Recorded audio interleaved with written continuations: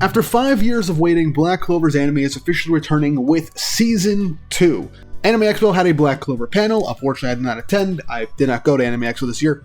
But a couple of mutuals of mine did end up going, and they attended the panel, seeing the first episode of Season 2 of Black Clover Season 2, as well as some additional information from the director and Asta's voice actor, with some additional information about the anime that makes me incredibly excited. Plus, we got a full-blown trailer for Season 2. This is our third trailer, technically, and it has had a lot of stuff flashing before us, which gets me incredibly excited to show that we are adapting the entirety of the Dark Triad Assault arc, so I am incredibly excited to just jump right into what we see in this trailer. Not only that, but it also gives me a very good idea of where we're going to end Season 2 off of, if this does end up being a good 13 to 26 episode series. So I'm excited, and it looks like, from what I've heard, Studio Perio has locked in for this season, and as a Black Clover fan, I'm incredibly excited. And with us going with a seasonal format, the manga being over now, we have enough material for at least another maybe 2 seasons after this, depending on what can be added and expanded upon, and how quickly they adapt the series going forward after this season. Not only that, but I do have to say, from based off this trailer, it looks like we at least get to see bits of the beginning and the end of the first core of this season, depending on how much gets adapted and fleshed out. But either way, let's just jump right into what this trailer shows us. We start things off with Asta's training with Nacht, when he gives his new sword the name the Demon Slasher Katana, as he's just basically going through all these different shadow beasts that Nacht was creating for his training. We then get some flash images of characters like Leo, Luck, Mimosa, and Noelle, as we then get to prep for the actual conflict with the Dark Triad. We get an image of Nacht in his Union mode, specifically his Canis mode, and it looks like he is about to enter into his Mana Zone for the more intense portion of Asta's training. We then cut to Noelle, we get Mereoleona, we get Dorothy, we get Charlotte, and we get a cut to Yuno in his full Spirit Dive mode, getting ready to confront Xenon. This is going to be the section at the very beginning of the season, most likely, where Nacht leads all of the captains into a strike force to go and take out each and every member of the Dark Triad in specific teams, as well as holding off some of the Dark Disciples that they have. So that's where the Noelle, Mereoleona, and Dorothy stuff is going to occur, until you inevitably get to when Dorothy will have to confront another particular character at the end of this arc, which I'm not going to spoil here because that's probably going to be Core 2 stuff. We then cut directly to the goat Mereoleona as she charges up a flaming bursting fist right into the face of a demon god, as we get a glimpse of her Hellfire Incarnate mode. And it looks really great. We actually got our first look at it at the Black Clover Sword of the Wizard King movie, which was genuinely fantastic. And it is canon to the story. Yuki Tabata did write the plot for the movie. It was supposed to be like right before the events of the time skip, like in that 6-month time period before the Dark Triad make their 3-pronged assault onto different characters and locations. And also there is a short light novel that dictates a bit more of stuff during the time skip, which is stuff that you have to look into because it is canon and it is honestly really cool to look into. But yeah, we got a first look at Hellfire Incarnate from the movie, and now we're getting to see it in the actual anime now, which is going to be fantastic. Now yes, Mereoleona is going to be fighting a literal kaiju for like a good chunk of this arc up until the actual final portion of it, so we'll get to seeing that. We then cut to Vaneka's room as Noelle, in her Valkyrie mode, is dodging and evading a whole bunch of blood attacks that Vaneka is lunging at her, and Noelle charges with a serious death glare in her eyes, using Sea Dragon's Roar point blank on Vaneka once more.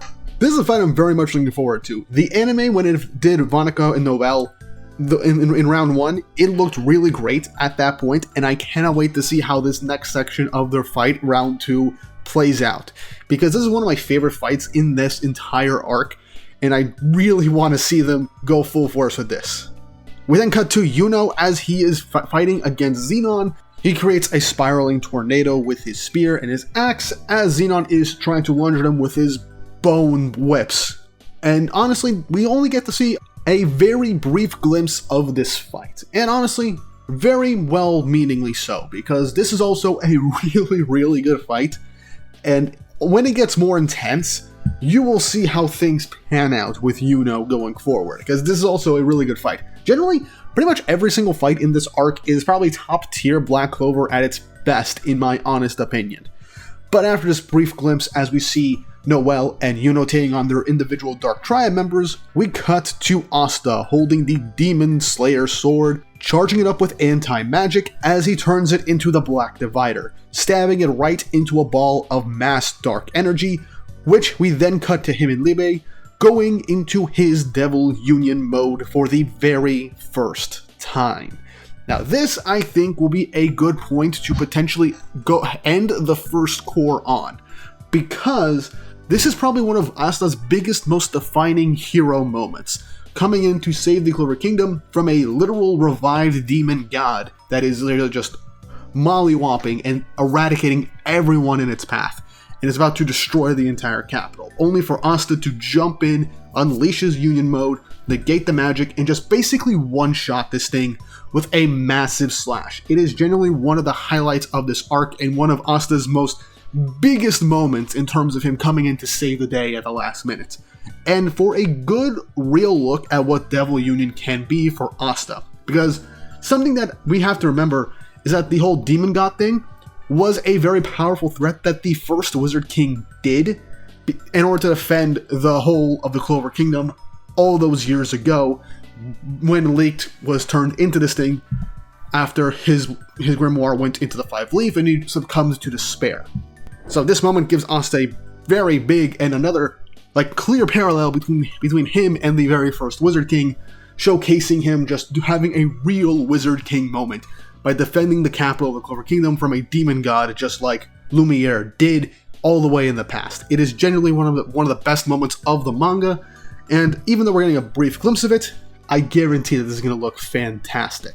But we then transition into the tonal shift of this trailer, which could also end up being where the first core could inevitably end for this season, and that is we see the Dark Triad as, in these moments, they are on the verge of defeat, or it is when the Qliphoth ritual is being enacted and opened up, thanks to Yami and Vaughn just being used as the core for this entire ritual, as they are now opening the gates to the underworld. So now they have full access to 100% of their contracted devil's power, as we get really cool impact frame moments where each of the Dark Triad are going into their 100% forms, and we get even silhouettes from these literal impact frames if you go in super slow motion. As the gate to the underworld opens up, we cut really quickly to a whole bunch of just demons and devils coming out of the underworld to flood the entire Spade Kingdom to take on the ensuing army of magic knights that are attacking the Spade Kingdom. And then we get this really cool slow panning shot of Dante in his 100% form, and the way that this is animated is so clean and cinematic. Like, genuinely, I cannot wait to see all of the 100% forms in clean animation, movie quality like this. It was this moment right here that really made me think, oh damn, Studio Period is locking in for this shit. Because the best fight of the last season in the end of Black Clover was definitely Yami and Asta versus Dante in his 80% form. It was generally one of the best and well executed and animated fights that we had in Black Clover to date. And now Dante's getting even more of this treatment, so I'm excited because this fight is when he's fighting against Jack and Nacht. So this is a good fight, and also the first sign of when things really start to turn into the advantage fully of the antagonists. And throughout this next section, where we keep cutting back and forth between all these different moments and fights, we get to see what is effectively the gates of the underworld, of the Qliphoth, opening up. As the first thing we see is the demon god coming in and attacking, which I presume is when we get Asta's Devil Union form. And then we cut to Vanica, who is in her 100% mode, going absolutely batshit crazy, unleashing blood demon beasts against Noelle and the rest. We then end up getting to see more of Dante with a clear impact frame of his gravity fist, which, yeah, that's going to look really sick. But it's then we get to see our first actual devils of the Qliphoth emerge from the gateway, from this dark ooze as they're coming up. And it is the twins, Nama and Lilith, as this is the fight they have against Nacht. These two show up in the middle of the fight between Nacht, Jack, and Dante.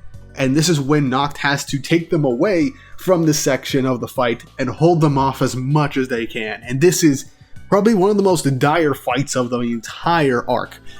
Well, second, I'd say, due to the fact that Nacht has to use every playbook he has for his unions and his different combinations with his contracted demons so that he can fight these things. And then we get an image of Nama and Lilith fusing.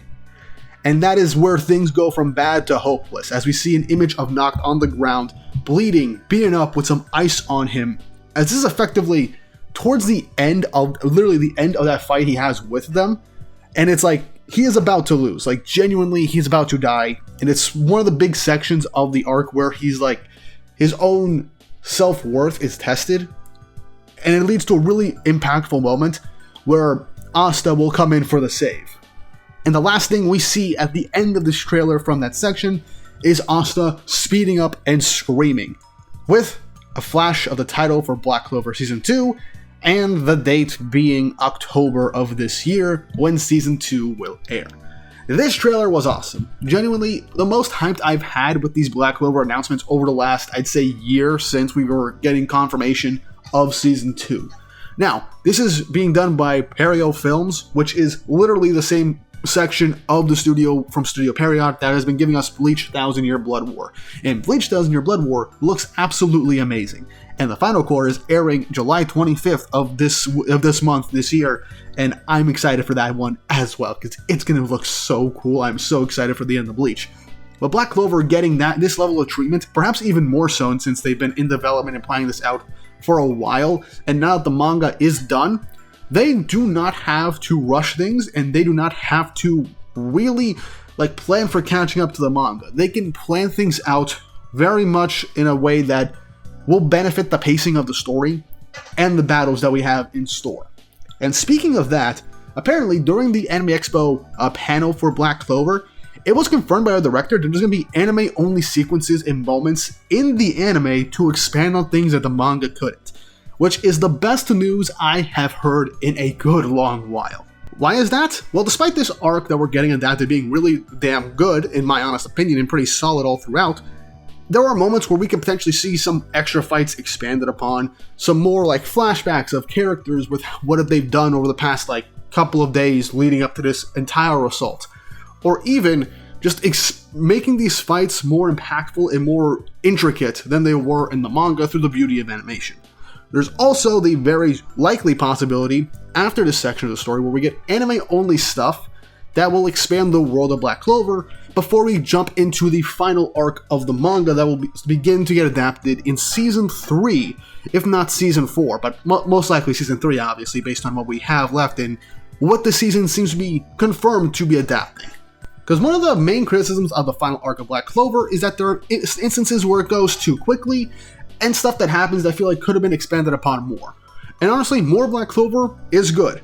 Because before we got the Dark Triad Spade Assault arc, when the Dark Triad showed up in the anime for the first time, and we got that arc adapted before we went on break, we had a year's worth of anime-only content. Anime canon arcs and episodes that actually are canon to the main material. Characters from that section of the anime ended up appearing little by little in the arcs of the manga shortly afterwards, as this is stuff once more that most likely Yuki Tabata wanted to do in the manga, but wanted to get a jumpstart into the big stuff without, waiting out anything else. And it seems like if Yuki Tabata is as involved in the process of the anime like he was with that 1 year of filler arcs effectively, anime canon in all honesty, then it's a similar situation to Bleach 1000 Year Blood War, where the creator is taking the opportunity of the anime to expand on stuff from the manga that he otherwise didn't have the opportunity to.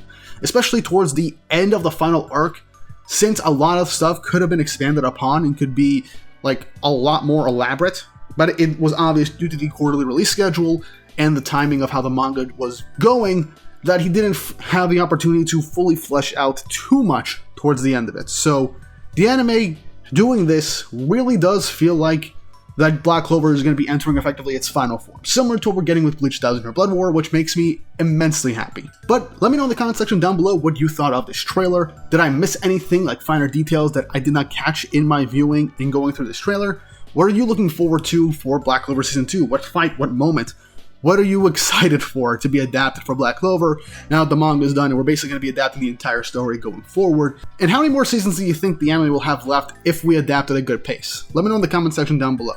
And if you haven't already, don't forget to like and subscribe and hit the notification bell for updates on future videos. Really helps and it shows you guys enjoy the content I make here on the channel and shows you want to see more. I do plan to make more Black Clover content here and there, especially once the anime comes back, so look forward to that. And also don't forget to check out my Patreon, link in the description, if you want to support the channel more directly. I'm planning monthly manga review type videos exclusively on Patreon, as well as attempting to do reaction content on a more so weekly or bi-weekly schedule for my Patreon to give you guys some extra content. Maybe I'll react to the Black Clover anime on Patreon for you guys also, so we got stuff there. So I have a lot of stuff planned, so check it out whenever you get the chance. And with all that said and done, hope you all have an awesome day.